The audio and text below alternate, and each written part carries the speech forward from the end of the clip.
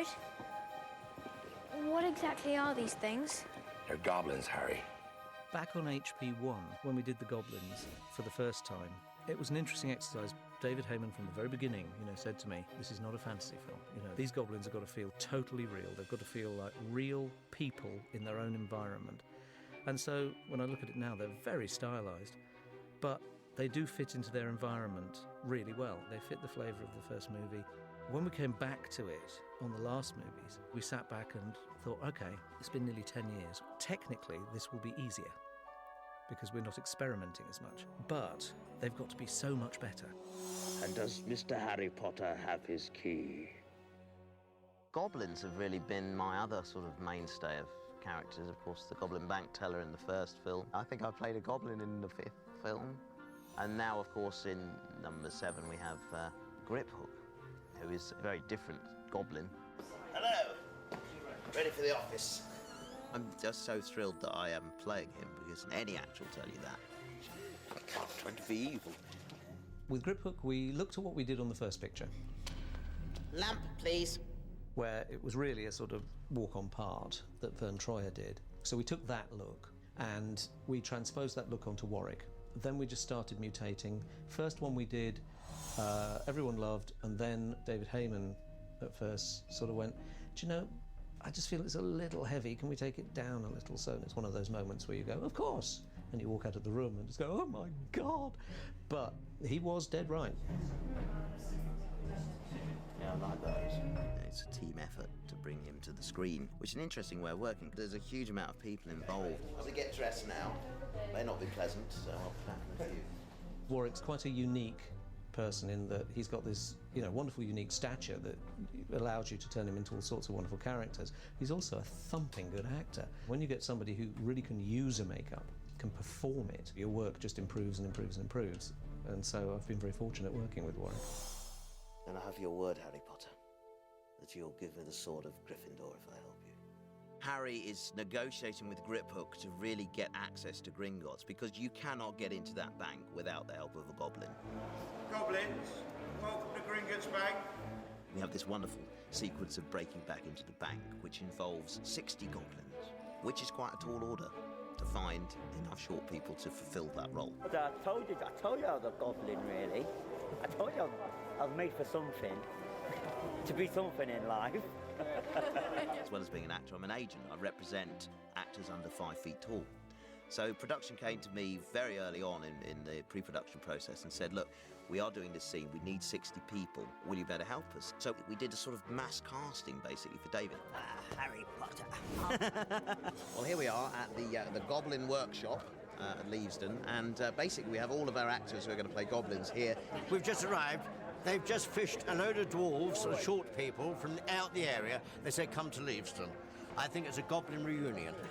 There's a lot of small people here to be goblins, so we're just in the process of doing a workshop. It's very much a professional gathering today, but also a very social gathering for everyone. People who have worked together before, people who have never met each other, and of course, all being short, they all see the world from the same perspective and have a lot in common.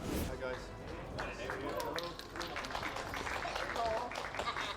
Guys, thank you so much for coming, because we're putting a whole sequence together, and what I need to see and what Jamie needs to see, what we need to see together really, is who we want to foreground and who amongst you might make the stronger actors for us, basically. So thank you very much for coming in. I'll see you all in a minute. Hello, good morning. My name is Rusty. Hi, David. I'm Bindi Johan. I'm Nathan Phillips. My name's Maxwell Ed. I started my career with film career with Willy Wonka's Chocolate Factory, the original. I've done a lot of theatre work. I think the first thing I did was Willow when I was 7. I've been in Prison of Azkaban, briefly. Some of us have been in various Harry Potters before. I did the first one, yeah. I've been 4 of them so far. And the third one and the fourth one. So I've been a goblin, and I'm here to be another goblin. Well, it's a proper face cast this time, so yeah, should be able to breathe. Yeah. Bonus. On the first movie, we did, I think, 7 or 8 prosthetic goblins and about 40 background pull-on masks for Gringotts. On this one, we're doing 45 full prosthetic makeups and about 20 background heads. I wanted every single one to be different. So here we're painting goblin hands and goblin faces being painted. Literally just carve in tiny little areas like this, just to try and build a skin texture up nice and slow. This will be the biggest thing we attempt to do. Well, we're making the wigs, knotting the hairs in, one at a time. It's a time-consuming process. Making one of these is fine. Running a system where you're producing the numbers is actually what's taken the time to figure out. It's, a production line. No, I don't mind it. I think it's quite... It's strange, but hey. Then you've got the nightmare of, OK, we've made all these bits. We've got all these little people in. How the hell are we going to stick it all on in 4 hours? So you're then putting together a crew of makeup artists, and it'll be 175 people in the end, all applying makeup. Hello, and welcome to the Goblin Makeup Factory.